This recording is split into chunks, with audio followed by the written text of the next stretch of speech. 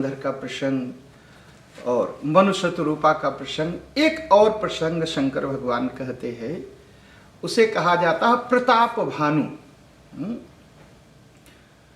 शंकर भगवान कहते हैं कि सुनी, भरद्वाज जी कहते हैं कि सुनी मुनि कथा पुनीत पुरानी, जो गिरिजा प्रति शंभु बखानी। याज्ञवल्क जी कहते हैं कि भरद्वाज जी सुनिए, एक और कारण जो है शंकर भगवान ने मां पार्वती को बताया भगवान के अवतार लेने का। कौन सा कारण? विश्व विदित एक कय कय देसु, सत्य के तुतः बसई नरेसु।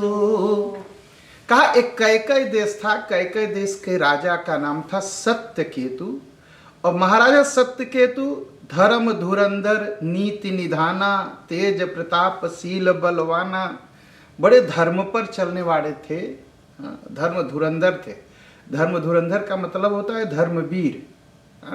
एक धर्म भीरू होते हैं, डर बस धर्म पर चलते हैं, और एक धर्मवीर होते हैं। धर्मवीर कहते हैं हमको चलना ही चाहिए, मनुष्य का जीवन मिला है तो हमें धर्म पर चलना चाहिए।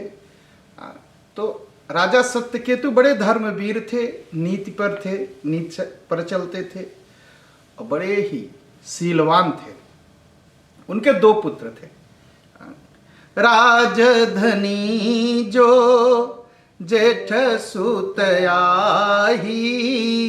नाम प्रताप भानु असताही। उनके जो बड़े पुत्र थे उनका नाम प्रताप भानु, और जो उनके छोटे पुत्र अपर सुतहि अरिमर्दन नामा, जो छोटे दूसरे पुत्र थे सुत से सत्यकेतु के, उनका नाम राजकुमार अरिमर्दन था। और दोनों ही बड़े प्रेम से रहते थे दोनों भाई। और कुछ दिन बीता तो सत्यकेतु ने प्रताप भानु जेठ सुतहि राज नृप दीन्हा, प्रताप भानु को राजा बनाया और अपने तपस्या करने जंगल चले गए। प्रताप भानु भी बड़े धार्मिक, जैसे पिता वैसे पुत्र। प्रताप भानु ने धर्म रुचि को, जो एक थे, उनको मंत्री बनाया। तब प्रताप भानु के जो छोटे भाई थे उनका नाम अरिमर्दन, और उनके जो मंत्री थे उनका नाम धर्मरुचि।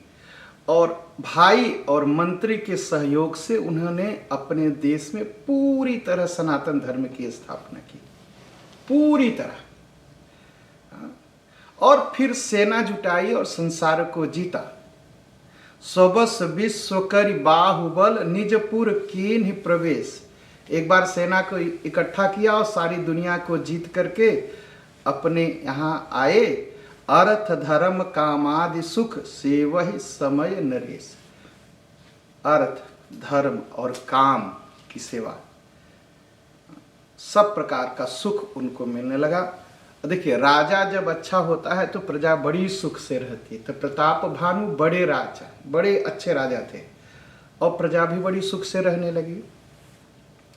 और वेद में, पुराण में जितने तरह के यज्ञ थे उन्होंने किया, सब 1,000 बार यज्ञ किया।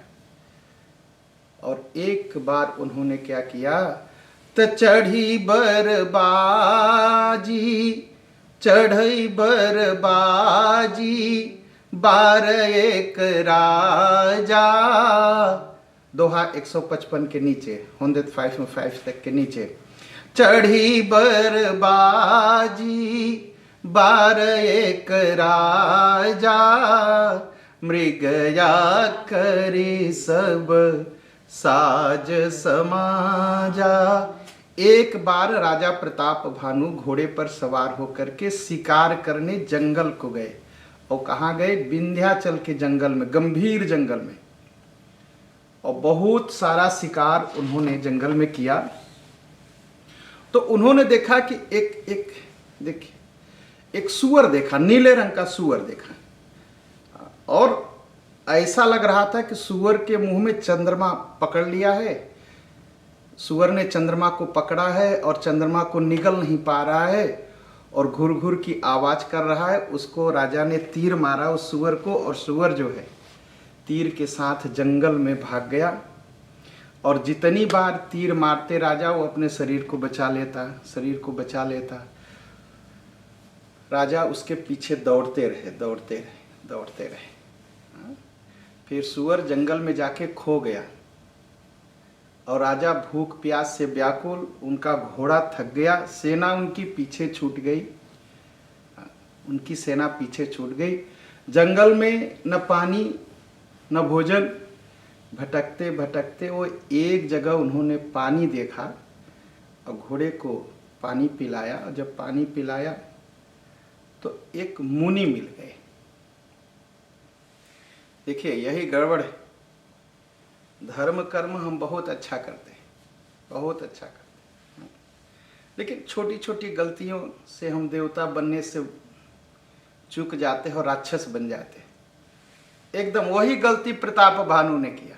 धर्म का काम तो बड़ा अच्छा किया, बहुत अच्छा किया, यज्ञ किया, हजारों हजार यज्ञ किए उन्होंने, और गलती। तो जब वो पानी पिला रहे थे तो एक साधु आ गया, और उस साधु कपट मुनि, रामचरितमानस में कहा गया वह कपट मुनि था। रामचरितमानस में बहुत तरह के मुनि हैं, लेकिन दो कपट मुनि हैं, एक कालनेमी और दूसरे जो है ये एक तन, जो प्रताप भानु को मिले। घोड़े को नहवाया उन्होंने, नहवाया, स्नान कराया, अपने स्नान किए, जल पिए, और वह साधु मिला, वह साधु उन्हें आश्रम में ले गया। और साधु ने पूछ दिया, कपट मुनि ने पूछ दिया, आपके तो हाथ पैर देख के लगता है तो आप महाराजा हैं। कहा नहीं नहीं, मैं प्रताप भानु ने कहा मैं महाराजा नहीं हूं, मैं राजा प्रताप भानु का मंत्री हूं। कहा यहाँ कैसे आ गए? कहा यहाँ बस घूमते घूमते शिकार कर रहा था, भटक गया और बस यहाँ पहुंच गया आपके पास। कहा महाराज, हाथ जोड़ लिया। उसकी दाढ़ी देखी, कपड़ा देखा, कमंडल देखा, सोचा कि ये बहुत महान साधु है, हाथ जोड़ लिया। देखिए साधु संत को पहचानना है ना तो कपड़े से मत पहचानिए, चंदन कमंडल माला और देख के नहीं। साधु को पहचानना है ना,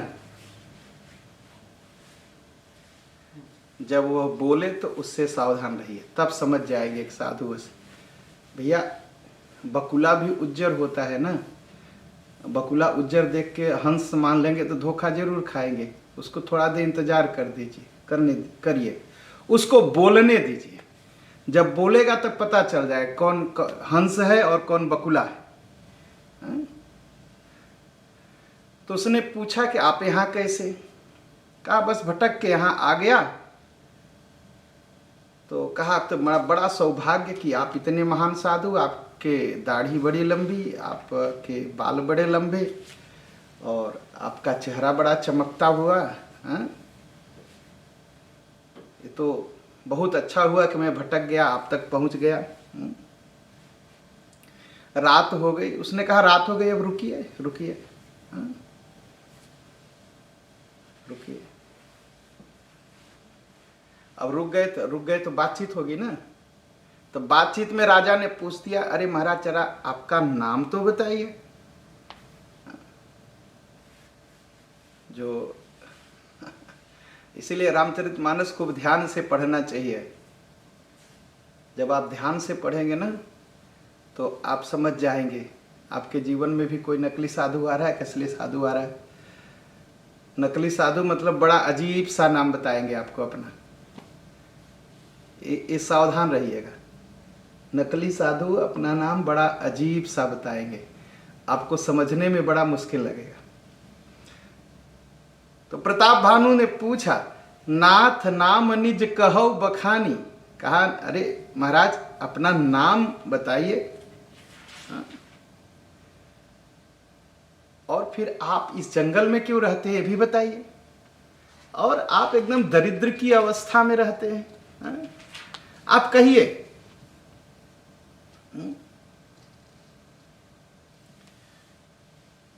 तो दोहा 161 पर देखेंगे,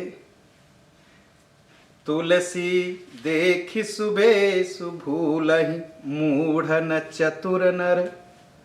161 तक पर कहा, देखिए जो चतुर किसे कहते हैं, जो कपड़ा और वस्त्र देख करके नहीं भाग जाता। तुलसी देखी सुबेसु भूलहि मूढ़ न चतुर नर। जो मूर्ख लोग हैं वो कपड़ा वस्त्र देख करके बहक जाते हैं, और जो समझदार हैं वो नहीं। हाँ? सुंदर के की पेखु बचन सुधा सम असन यही। कहा कैसे बहक जाते हैं, मोर देखने में बड़ा सुंदर लगता है और बोलता भी बड़ा मीठा है, लेकिन खाता क्या है, सांप। तो बहुत बच के। खड़वा चंदन मधुरी बानी दगाबाज की यही निशानी। हमारे शास्त्र यही कहते हैं, बहुत बड़ा बड़ा चंदन और उसका मीठी मीठी बोली। साधु वही जो आपकी बात को कह दे आपके सामने और आपको समझाए। हाँ? कहा मैं तुमसे क्या छिपाऊं, मैं बताता हूं। हाँ? कहा मेरा नाम एक तनु है। नाम हमार एक तनु भाई, सुनि नृप बोले पुनि सिर नाई। अच्छा, राजा ने पूछा आपका नाम, उसने कहा मेरा नाम एक तनु है। राजा तो समझ नहीं पाए, एक तनु का मतलब क्या। अरे भाई, रमेश सुरेश जरेश कुछ तो बताते, ये एक तनु क्या है। तो राजा फिर से पूछ दिए, कहु नाम कर अर्थ बखानी। कहा महाराज अपने नाम का अर्थ बताइए। कहा देखो मेरे नाम का अर्थ ये है, मेरा नाम कभी रखा नहीं गया। कहा क्यों। कहा जब से ये संसार बना तब से मैं हूं। अच्छा, संसार कितने बार बना, 27 कल्प बीत गए। ये 28वां कल्प है। सोचिए, लोग कहते हैं ना। कहा जब से ये संसार बना तब से मैं हूं। ब्रह्मा जी ने जब संसार बनाया तभी से मुझे भी बना दिया, और मेरी शरीर कभी छूटी नहीं, मैं मरा नहीं। और इसलिए मेरा नाम एक तन है, क्योंकि मुझे दूसरा तन नहीं मिला। ये सबसे बड़ी बात है। जो कथा सुनते हैं मैं उनको बताना, उनसे बोलना भी चाहता हूं। एक बार एक संत थे, मेरे जीवन की सच्ची घटना है। मैं उनको जानता हूं, संत जी ने शरीर छोड़ दिया। उनके शिष्य एक बार मिले और कहा, बताने लगे कि हमारे गुरुजी हो। हम कहा बहुत अच्छी बात। मैंने कहा कि मैंने सुना उनकी शरीर छूट गई। कहे नहीं, शरीर नहीं छूटी है, वो तो हिमालय में तपस्या करने गए हैं, आपको सही पता नहीं। हम कहा अच्छा, हमें पता नहीं, बात सही, मैं मान गया। कहा भी 1000 बरस तक तपस्या करेंगे, फिर उन्होंने कहा अगले जन्म में फिर से मुझे मिलेंगे। हम कहा चलिए आपके मुंह की बात सही हो जाए। तो ऐसे बहुत से मिलते हैं। तो उन्होंने कहा कि आदि सृष्टि उपजी जबहि तब उत्पत्ति भय मोरी। जब यह संसार पैदा हुआ बना तभी मैं भी बना। हाँ? और एक ही तनु था, दूसरा शरीर छूटी नहीं, दूसरा शरीर मिली नहीं, एक ही शरीर रह गए, इसलिए मेरा नाम है एक तन। हाँ? तो प्रताप भानु बड़े आश्चर्य से देखे। जब आश्चर्य से देखे तो उसने कहा देखो आश्चर्य से मत देखो, तपस्या से सब कुछ हो सकता है। हाँ? तप बल ते जग सृजई विधाता, तप बल विष्णु भये परित्राता। कहा देखो बेटा सुनो, तप से सब कुछ हो सकता है। तप से मेरी शरीर नहीं छूटी, तब से मैं एक ही शरीर में हूँ, तप के बल से, और तप के ही बल से ब्रह्मा जी यह संसार बनाते हैं, तप के बल से ही विष्णु जी इसका पालन करते हैं, और तप के ही बल से शंकर भगवान इसका संहार करते हैं। अगर तप करोगे तो कुछ भी असंभव नहीं है। बात सही है, शास्त्र एकदम यही कहते हैं, तपस्या करिए सब कुछ संभव है। भाई कितना भी आदमी नकली बन जाए, लेकिन उसको तो बात तो असली ही कहनी पड़ेगी। हाँ? भयउ नृपहि सुनी अति अनुरागा, कथा पुरातन कहि सोला। अच्छा, राजा अब उसकी बात में आ गए, और वो तपस्वी जो कपटी साधु था, अब वो और पुराण की कहानियां बताने लगा। तमाम बताया कि कर्म क्या होता है, धर्म क्या होता है, इतिहास क्या होता है, अनेक प्रकार की बातें मीठी मीठी मीठी मीठी करने लगा। ये संसार कैसे बनता है, संसार कैसे मिटता है, सारी बातें। अब वो हाथ जोड़ करके प्रताप भानु चुपचाप सुनते रहे। हाँ, कहा बड़े विद्वान है, तो कहा मेरी तो किस्मत खुल गई, मेरे तो भाग्य खुल गए, इतना बड़ा संत मिल गया मुझे। हाँ? जिसको सारा वेद पुराण याद है, सारे शास्त्र याद है, एकदम उसकी बात में चल गए और बस में हो गए। हाँ? तो हंस करके उसने कहा देखो, सुनु महेश यस नीति जन, कहा तुमने मुझसे कपट किया।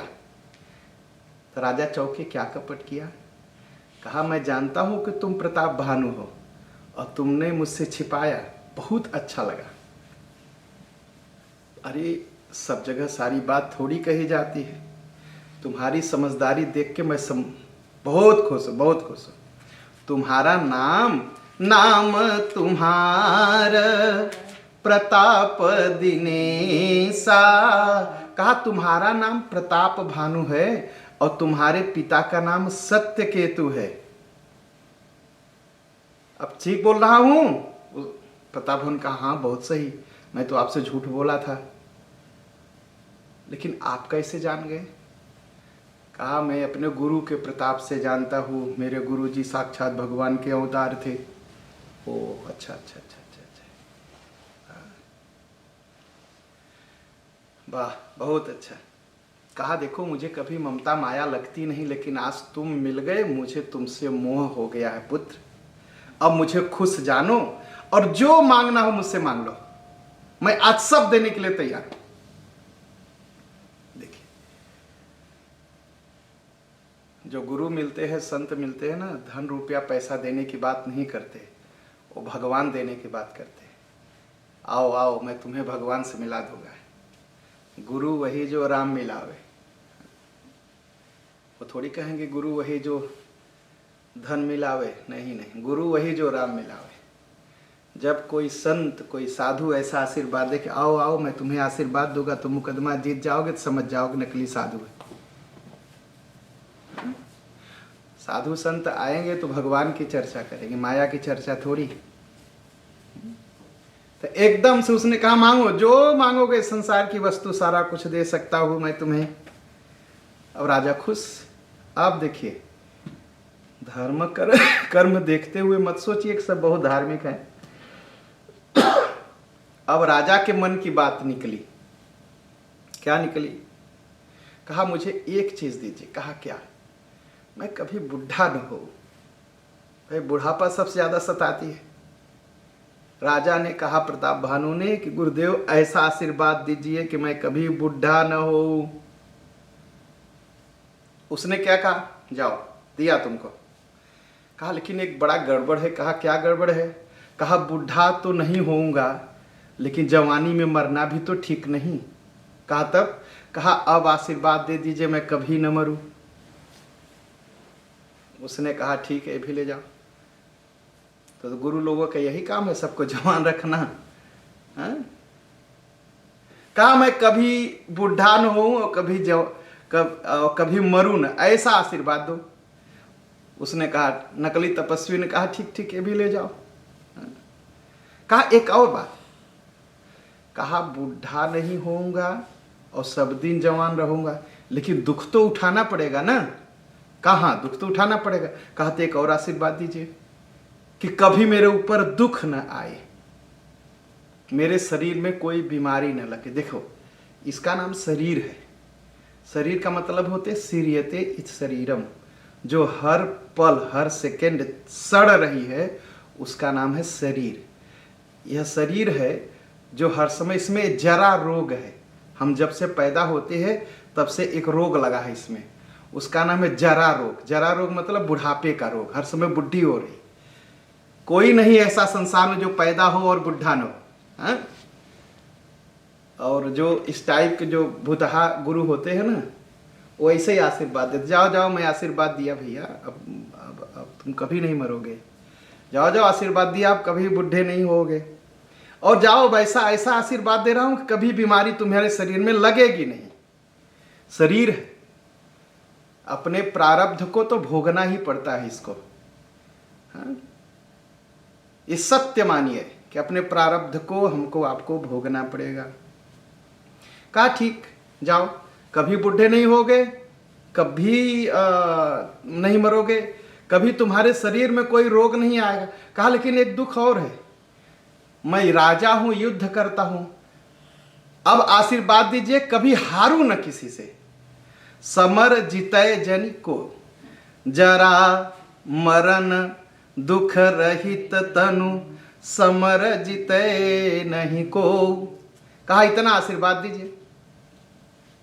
कहा चलाओ ये भी आशीर्वाद देता हूं, तुम्हें युद्ध में कोई नहीं जीत पाएगा। कहा और, कहा एक छत्र रिपुहीन मही। कहा एक छत्र राज्य रहे सारी दुनिया में, मेरा ही झंडा ऊंचा रहे, और उसके जितने झंडे हो उसके नीचे हो, सबसे ऊपर मेरा झंडा, सारी दुनिया का राजा मैं ही रहूं, और 7 कल्प तक इस धरती पर राज्य करूं। अब ये हो सकता है? कभी नहीं हो सकता। जिंदगी है तो कभी हारना पड़ेगा, शरीर है तो कभी न कभी रोग लगेगा, जन्म लिए है तो कभी न कभी मरना पड़ेगा। हाँ? और जवान तो सब दिन कोई नहीं रह सकता ईश्वर को छोड़ के। तो जरा मरण दुख रहित तनु, समर जिते नहीं को, एक छत्र रिपुहीन मही, राज कल्प सत हो। इतना आशीर्वाद उसने मांगा प्रताप भानु ने। हाँ, कहता पस नृप ऐसे हो। कहा जाओ ऐसा ही होगा, ऐसा आशीर्वाद भी दे दिया। लेकिन कहा एक कारण है, एक कारण है। कहा क्या? कहा एक ऐसा उपाय है, सब कोई तो झुक जाएंगे तुम्हारे सामने, लेकिन ये ब्राह्मण लोग तुम्हारे सामने नहीं। अगर इनको तुम बस में कर लो, इन ब्राह्मणों को, तो सारे संसार में कभी बुढ़े नहीं होगे, कभी नहीं मरोगे, और बीमारी नहीं लगेगी, संसार में तुम ही राजा रहोगे, कभी नहीं हारोगे, अगर इन ब्राह्मणों को खुश कर लो। कहा क्यों? आपका आशीर्वाद। कहा मेरा आशीर्वाद तो है ही, मैं तो आशीर्वाद दे रहा हूं, तुम्हें मिलेगा, लेकिन इन ब्राह्मणों को खुश कर लो। कहा ब्राह्मण क्यों इतने मजबूत हैं? कहा तप बल विप्र सदा बरियारा, तीन के कोपन को रखवा। कहा ब्राह्मण लोग तपस्या करते हैं और तपस्या से बड़े मजबूत रहते हैं, और अगर ब्राह्मण लोग गुस्सा कर जाए तो इनसे कोई बचाने वाला नहीं, और सबसे जीत सकते हो लेकिन ब्राह्मणों से नहीं। कहा अब तो प्रताप भानु एकदम पैर पर गिर गया, महाराज ये भी उपाय बता दो।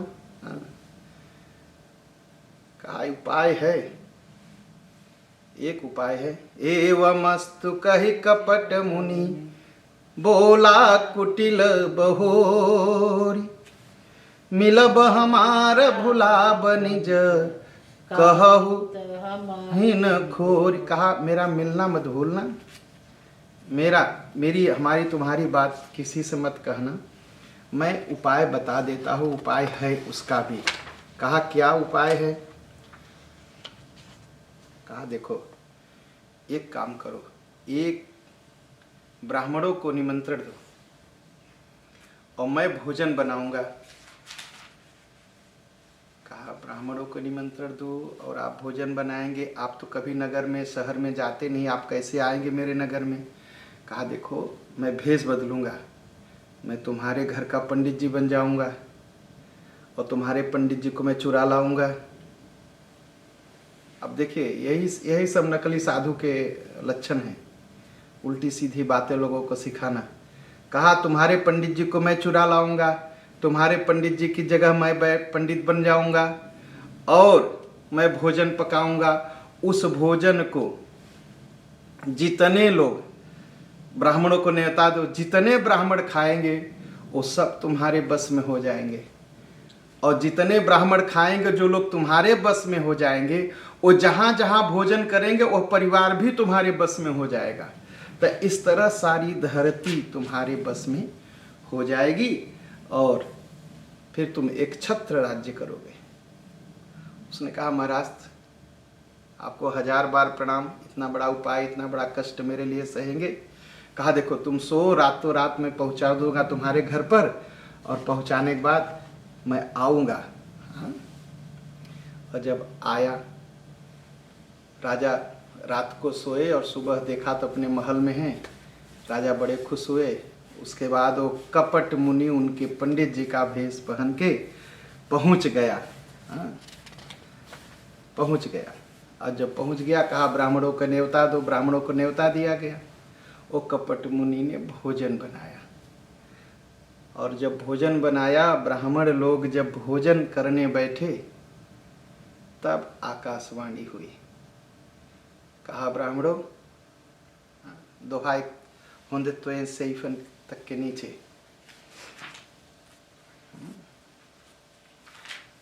कहा ब्राह्मणों एक काम करो। कहा क्या? उठ जाओ, भोजन मत करो, आकाशवाणी हुई। होंदे त्वें सैफन तक के नीचे। कहा क्यों भोजन न करूं? कहा ब्राह्मण को मांस नहीं खाना चाहिए। ब्राह्मण अगर एक बार मांस खा ले तो जीवन भर के लिए अशुद्ध, ब्राह्मण धर्म से गिर गया अगर एक बार ब्राह्मण मांस खा ले। आप लोग जो भोजन करने बैठे हैं, इसमें मांस मिलाया हुआ है जानवरों का, और मांस तो जानवरों का मिलाया है, ब्राह्मणों को मार करके उनका मांस मिला है। तो आप अपने इतना बड़ा पाप कैसे कर सकते हैं? आप लोग भोजन मत करिए, उठिए, आपके साथ बड़ा धोखा हुआ। और सभी ब्राह्मण लोग उठ के खड़े हो गए प्रताप भानु के सामने। और प्रताप भानु ने जब आकाशवाणी सुनी तो प्रताप भानु एकदम से पगला गया, व्याकुल हो गया। अब उसके मुंह से आवाज नहीं निकल रही। वो तो सोचा था मैं ब्राह्मणों की सेवा कर रहा हूं, लेकिन एक कपट मुनि ने मेरे साथ बहुत बड़ा धोखा किया, बहुत बड़ा धोखा। ब्राह्मण खड़े होकर के श्राप दे दिए, प्रताप भानु जाओ, तुम मरोगे और तुम राक्षस बनोगे, राक्षस बनोगे, और 1 वर्ष के अंदर तुम्हारा सारा वंश खत्म हो जाएगा। तुमने ब्राह्मणों को धोखा दिया। अब वो घबराने लगा और हाथ जोड़ लिया ब्राह्मणों के सामने, मेरी गलती नहीं, सारी कहानी बताया। तो ब्राह्मण लोग होश में आए। कहा किया, हम लोग क्रोध में तो श्राप दे दिए, चलो हम लोग जो श्राप दिए इसे मिटाया तो नहीं जा सकता, लेकिन उसमें सुधार किया जा सकता है। तो ब्राह्मणों ने अब उसे दोबारा आशीर्वाद दिया प्रताप भानु को। कहा श्राप से तुम राक्षस तो बनोगे और बड़े धनी, बड़े प्रतापी और बड़े मजबूत राक्षस बनोगे, और तुम्हें इतने बड़े मजबूत राक्षस बनोगे कि तुम्हें मारने के लिए भगवान को खुद आना पड़ेगा। यह आशीर्वाद जोड़ दिया ब्राह्मणों ने। कहा जाओ, अब तो श्राप दे चुके हम लोग, तुम राक्षस बनोगे, तुम्हारा कुल समाप्त होगा, लेकिन जब जन्म लोगे तो इतने बड़े राक्षस बनोगे, इतने धनी बनोगे, इतने बलवान बनोगे कि संसार को जीत लोगे, और संसार के जीतने के बाद तुमको मारने के लिए भगवान को आना पड़ेगा। और एक ब्राह्मण ऐसा कह के चले गए, और जो कपट मुनि था, उसने सेना जुटाई और प्रताप भानु के ऊपर चढ़ाई की, पूरे परिवार को मार दिया, राज्य जीत लिया। और प्रताप भानु मरने के बाद क्या हुआ? काल पाई मुनि सुनी सोई राजा, 105 और 7 तक के नीचे। काल पाई मुनि सुनी सोई राजा, भयउ निशाचर सहित समाजा। अच्छा, कुछ दिन बीता। अब प्रताप भानु मरने के बाद राक्षस हुआ, और क्या हुआ? 10 सिर ताही 20 भुज दंडा। उसी प्रताप भानु को 10 सिर हुए, 20 हाथ हुआ, और उसका नाम पड़ा रावण, नाम वीर बरी बंडा। बहुत बलवान, बहुत वीर बना। तब प्रताप भानु रावण बना। और उसका जो छोटा भाई था, भूप अनुजयरी मरदन नामा, भयहु सुकुंभ करण बलधा। वही कुंभ, जो अरिमर्दन उसका छोटा भाई था, वह कुंभकर्ण बना। और उसका जो मंत्री था धर्मरुचि, वही जो है उसका सौतेला भाई विभीषण बना। नाम विभीषण जहि जग जाना, और विष्णु भगत विज्ञान निधाना। और वो तीनों पैदा हुए धरती पर, और रावण ने अपना राज्य बनाया। और एक दिन उसने कुबेर के ऊपर धावा किया, उनका पुष्पक विमान छीन लाया। एक दिन मय नगरी, लंका जो मय दानों ने बनाई थी, उस पर चढ़ाई करके उस पर कब्जा कर लिया। देखिए, रावण का अपना कुछ नहीं था, देश दूसरे का लूट लिया, पुष्पक विमान दूसरे का लूट लिया। मय नाम के राक्षस से की बिटिया से जबरदस्ती ब्याह कर लिया मंदोदरी से। उसका अपना कुछ नहीं, सब कुछ लूट का, देश लूट का, धन लूट का, विमान लूट का, हाथी घोड़े लूट के। और जा करके ऐसी रचना बनाई उसने लंका में बैठ करके कि चारों तरफ बस अत्याचार। और कैसा अत्याचार उसने लोगों को तैयार किया? ऐसा लोगों के चलत दसानन डोलत अवनी, और गरजत गर्भ स्रवहि सुर रवनी। दोहा एनन तख्त तक के नीचे, होंदेत एनन तख्त तक के नीचे। रावण जब चलता था तो धरती हिलती थी, और जब जोर से बोल देता था तो जिन औरतों के पेट में बच्चे होते थे वो मर जाते थे, गिर जाते थे, गर्भ समाप्त हो जाते थे। और जब रावण चला देवताओं की तरफ, तो देवता सुने कि रावण आ रहा है लड़ने के लिए, सब लोग भाग गए। सब भाग करके जो है पहाड़ों में छिप गए। वो चिल्लाता था, है किसी के अंदर इतनी ताकत जो मुझसे लड़ सके? कोई नहीं आता। प्रतिभट खोजत कतहु न पाव, उसके बराबर उससे लड़ने वाला कोई मिला नहीं। कितना मजबूत था। और उसका जो बेटा था मेघनाथ, इंद्रजीत, कभी कभी रावण कहता था जाओ इंद्र को मार के आओ, तो इंद्रजीत कहता था अभी अभी मार के आ रहा हूं, आपके कहने से पहले मैंने पिटाई कर चुका हूं इंद्रजीत का। अरे इंद्रजीत कहता था मैं इंद्र को मार के आया हूं, अभी अभी मार के आया हूं। तो रावण के कहने से पहले ही मेघनाथ तो काम कर देता था। और करहि उपद्रव असुरनी का, बड़ा उपद्रव फैलाया। और क्या हो गया? जप जोग विरागा तप मख भागा, श्रवण सुनई 10 सीसा। जहां सुन लिया कि यज्ञ है, कथा है, पूजा है, कोई तप कर रहा है, बस पहुंच जाता था मारने। पूजा करते हो, जप करते हो, यज्ञ करते हो। और जो लोग पूजा करते थे उनको खूब मारता था। चारों तरफ अधर्म फैल गया। अधर्म कैसा फैला? बाढ़े बहुखल चोर जुआरा, जे लंपट परधन पर दारा। कहीं भी किसी दूसरे का धन मिला, चालाकी बेईमानी करके लूट के अपने जेब में डाल लो और कहते थे मैं बहुत समझदार, बहुत चालाक हूँ, मैंने इतना पैसा। कहीं किसी की औरत मिली, भगा के लाओ, अपने घर पर रख लो, कह दो देखो वो भाग के अपने से आई है। परधन परदारा, एकदम मतलब धर्म खत्म हो गया। धन लूट लेते थे लोग, स्त्रियों को लूट लेते थे लोग। और माता पिता, अगर माता पिता कुछ बोले तो लोग क्या कहते थे? आप बुढ़े हो गए, चुप बैठे रहो, ये पुरानी बातें मुझसे मत सुनाओ। मानहि मातु पिता नहीं देवा, और साधुन सन करवा वही सेवा। दोहा हुंदद्रियन तख्त तक के नीचे। कोई साधु संत मिल जाए, तुरंत कहते रहे क्या भीख मांग रहे, आइए काम करिए। जबरदस्ती उनसे काम करवाते थे, सेवा करवाते थे, पैर दबवाते थे। शंकर भगवान ने कहा पार्वती, राक्षस कोई ऐसा नहीं है कि राक्षस जो है उसको दो सींग हो और काटने दौड़े।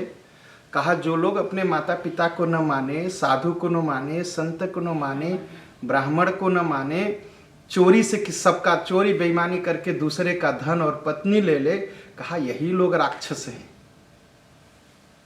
यही लोग राक्षस हैं।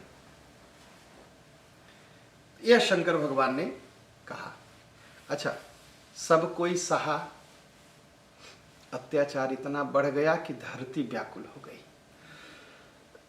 और धरती जब व्याकुल हुई तो उसने गाय का रूप बना लिया, और गाय का रूप बना करके कई साधु संतों के पास कहा बताइए आप लोगों के रहते संसार में इतना अत्याचार हो रहा है, आप लोग कुछ बोल नहीं रहे, अब मुझसे सहा नहीं जा रहा। का सारे संसार का भार मैं उठाती हूँ, मुझे कोई कष्ट नहीं, लेकिन मुझे एक कष्ट है, यह रावण संसार पर अत्याचार कर।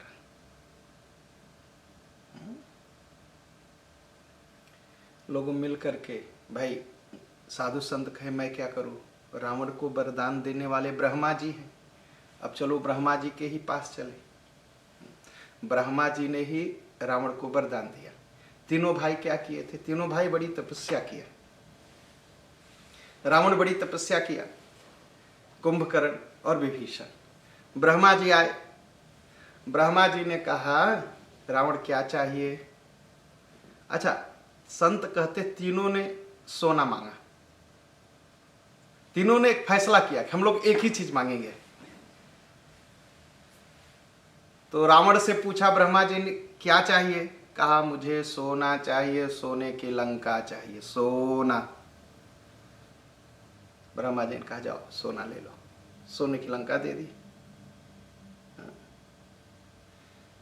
कुंभकर्ण ने कहा, पूछा ब्रह्मा जी ने तुम्हें क्या चाहिए? कहा सोना। कहा अच्छा सोना मतलब सोना, जाओ 6 महीना सोओगे, 1 महीना जाओगे। विभीषण से पूछा तुम्हें क्या चाहिए? उसने हाथ जोड़ के कहा महाराज मैं सोना, मुझे नींद न आए। कहा तो क्या करोगे? कहा भगवान को याद करो बस, कम सो, मैं सोना, नींद न आए। तीनों ने यही मांगा। तो साधु संतों ने धरती से कहा चलो ब्रह्मा जी के पास, ब्रह्मा जी ने ही रावण को आशीर्वाद दिया है। सब लोग शिकायत करने गए। ब्रह्मा जी ने से कहा लोगों ने, आपने देखो देखो आपने आशीर्वाद दिया और वह इतना अत्याचार कर रहा है, अब आप ही उपाय बताओ। कहा देखो मेरे हाथ से अब बात निकल चुकी है। कहा तो आपने आशीर्वाद क्यों दिया उसको? उसने आशीर्वाद क्या मांगा है? हम काहू के मरहि न मारे। रावण ने कहा कि मुझे आशीर्वाद दीजिए कि हम मरे ना। ब्रह्मा जी ने कहा मरोगे नहीं, जो जन्मा है वो तो मरेगा ही। तब प्रताप भानु का देखिए जो पिछले जन्म की बात थी कि न मरूं, वो इस जन्म में भी है। उसने मांग लिया कि मैं मरूं ना, पिछले जन्म में मांगा था, मेरे कपट गुरु मिल गए थे, धोखा दे दिया, मैं मर गया। अब फिर आपसे मांगता हूं मैं कभी न मरूं। ब्रह्मा जी ने कहा जो पैदा होता है बेटा वो मरता ही है। कहा अच्छा मरना है तो एक काम करिए। कहा क्या? कहा मैं तभी मरूं जब बानर और मनुष्य इकट्ठे हो जाए तब मरूं मैं। रावण ने सोचा बानर का मन चंचल और मनुष्य और बानर की कभी दोस्ती हो नहीं सी, इकट्ठे हो नहीं सकते, तो दोनों इकट्ठे नहीं होंगे तो मैं मरूंगा नहीं। ब्रह्मा जी ने कहा अच्छा ठीक, जाओ जाओ। तो ब्रह्मा जी ने कहा मैंने तो आशीर्वाद दे दिया है कि वो नहीं, जब बानर मनुष्य इकट्ठे हो गए तभी वो मरेगा। अब तो मेरे हाथ से बात निकल चुकी है, अब एक काम करिए। कहा क्या? कहा हम सबके ऊपर जो है उनके पास चलते हैं। हाँ? कहा लेकिन वो जो सबसे ऊपर है पार ब्रह्म परमात्मा वो मिलेगा कहा? एक ने कहा चलो भाई बैकुंठ चलते। दूसरे ने कहा नहीं नहीं चलो क्षीर सागर चलते। तीसरे ने कहा नहीं नहीं नहीं चलो वहाँ श्वेत द्वीप पर चलते, वहाँ से मांगते हैं। शंकर भगवान ने कहा, पार्वती जी ने पूछा अरे आपने भी कुछ बोला हमारे शंकर भगवान? कहा पार्वती इतना वहाँ हल्ला थी, मुझे कोई बोलने ही नहीं, मौका ही नहीं मिल रहा था, तो मैं क्या करूं? कहा बहुत देर के बाद अवसर पाई बचन एक कहो। कहा पार्वती एक बार मुझे भी अवसर मिला छोटा सा, तो मैंने भी कहा कि भगवान कहाँ मिलेंगे। तो पार्वती ने पूछा भगवान आपने क्या कहा? कहा मैंने कहा हरि व्यापक सर्वत्र समाना प्रेम ते प्रगट हो ही मैं जाना। कहा पार्वती मैंने देवताओं को समझाया कि भगवान तो सब जगह हैं,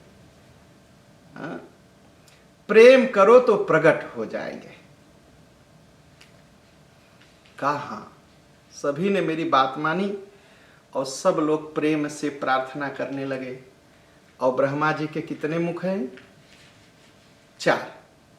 तब ब्रह्मा जी अपने 4 मुखों से प्रार्थना करते हैं, 4 मंत्र बोलते हैं। कौन कौन सा?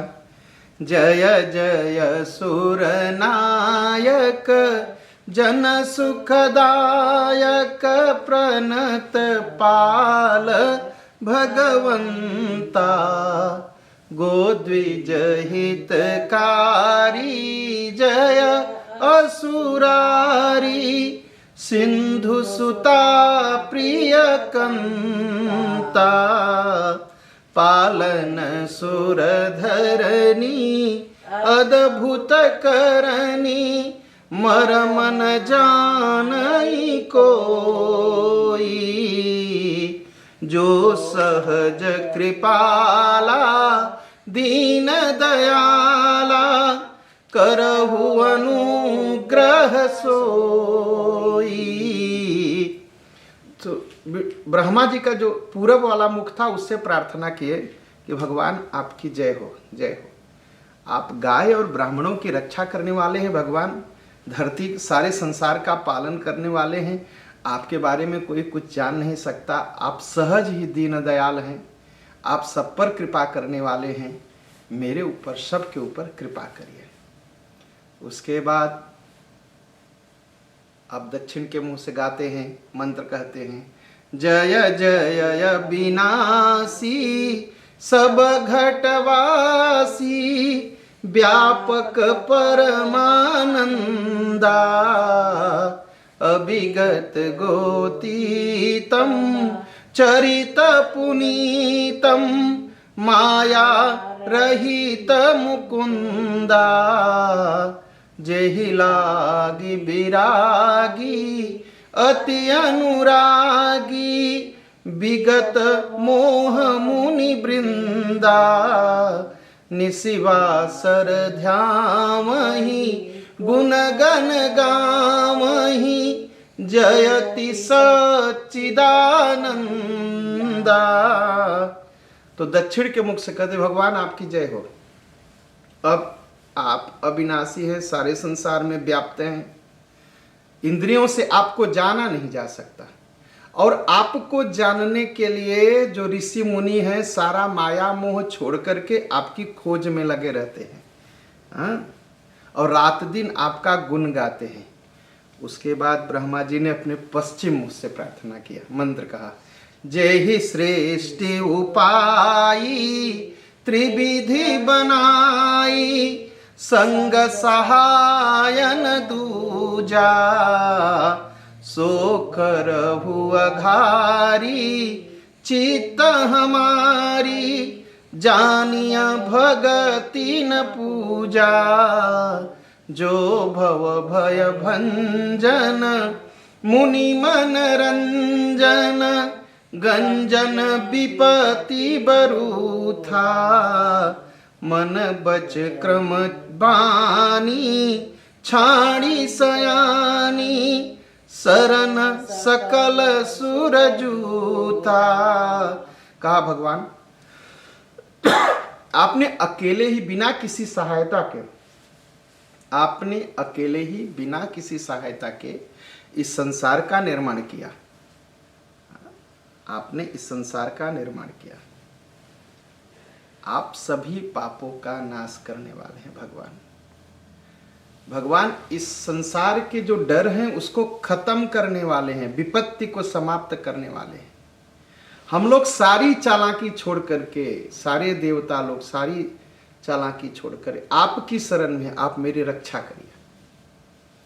3 मुख से प्रार्थना की, अब चौथे मुख से, सारद श्रुति से सारी सय से सा, जा कहूँ को न जाना, जहि दीन पियारे वेद पुकारे, द्रवहु सो श्री भगवाना, भव बारिधि मंदर सब विधि सुंदर, गुण मंदिर सुख पुंजा, मुनि सिद्ध सकल सुर परम भयातुर, नमत नाथ पद कंजा। कहा भगवान सरस्वती, वेद, शेषनाग, ऋषि, मुनि कोई भी आपको नहीं पूरी तरह से जान सकता। आपको जानना बहुत ही मुश्किल है। आप हम पर दया करिए, आप हम पर दया करिए। हाँ, आप दीनों के रखवाले हैं नाथ। जितना दुख है संसार का, जितनी विपत्ति है संसार की, सब दूर करने वाले आप हैं। हम आपको प्रणाम करते हैं। आप हम डरे हुए, हमारी रक्षा करिए। जानी सभय सुर भूमि सुनी, बचन समेत सने, गगन गिरा गंभीर भय, हरनि शोक संदेह। अच्छा, भगवान ने भी जब सुना, भगवान राम ने जब सुना तो क्या हुआ? जब देखा कि देवता डरे हुए हैं, गाय डरी हुई है, तो भगवान ने आकाशवाणी की, कहा आप लोग डरिए मत,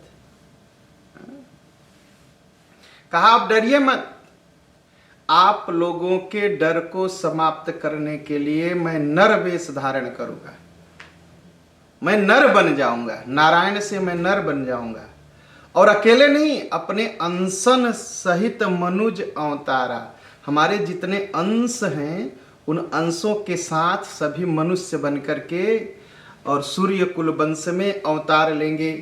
कश्यप और अदिति ने तपस्या किया था, अब वही दशरथ और कौशल्या हुए हैं, मैं उनके यहाँ प्रकट होऊंगा। 4 भाई बन के आएंगे। नारद जी ने जो कहा है उनकी बात भी सत्य करूंगा, और सत्य करके इस धरती का जो भार है, जो दुख है, उसको दूर करूंगा। और आप लोग सुखी रहिए, आनंद में रहिए, यह भगवान ने कहा। और जब ऐसी वाणी सुनी तो ब्रह्मा जी सब लोग खुश हो गए। ब्रह्मा जी ने धरती को समझाया कि भगवान आएंगे, तुम्हारे दुख को दूर करेंगे। और ब्रह्मा जी ने क्या किया? सभी को बुलाया, देवताओं को। कहा क्या? कहा आप लोग देवता लोग बहुत सुंदर हो ना? कहा हाँ, देवता लोग तो सुंदर है ही भैया, देवताओं को कोई ब्यूटी पार्लर थोड़ी जाना पड़ता है, देवता लोग वैसे ही सुंदर हैं। कहा सुंदर से भगवान मिले? तो भगवान कभी सुंदरता से नहीं मिले ना आपको देवताओं? कहा नहीं। कहा तो एक काम करो, कहा क्या, कहा अब बंदर बन जाओ, कहा आप लोग सब लोग बंदर बन जाओ, भगवान का अवतार होगा और बंदर बन करके भगवान की सेवा करो। देखिए, बहुत सुंदरता का घमंड करने से भगवान नहीं मिलते, बंदर बने रहिए। बंदर क्या करता है, किसी माया में फंसता है, घर बनाता है, घर तोड़ के फेंक देता है। बंदर की कोई माया नहीं रहती। बच्चे बड़े हुए और बंदरिया अपने पेट से बच्चों को चपकाए रहती है, लेकिन जहाँ कूदने लगे वो उठा के फेंक देती, कहा जाओ ढारी पर बैठो। और हम मनुष्य क्या करते हैं, बच्चे बड़े हो गए तब भी दुलार करते रहते। माया से थोड़ा दूर होइए, बंदर से सीखिए। बंदर अपने बच्चों के 6 महीना के अंदर सब डारी पर कूदना सिखा देता है, और हमारे बच्चे 40-50 बरस के हो जाते हैं तब भी बेटा बेटा करते घूमते रहते हैं, चाहे बेटा लाते ही मारे। यही हालत है।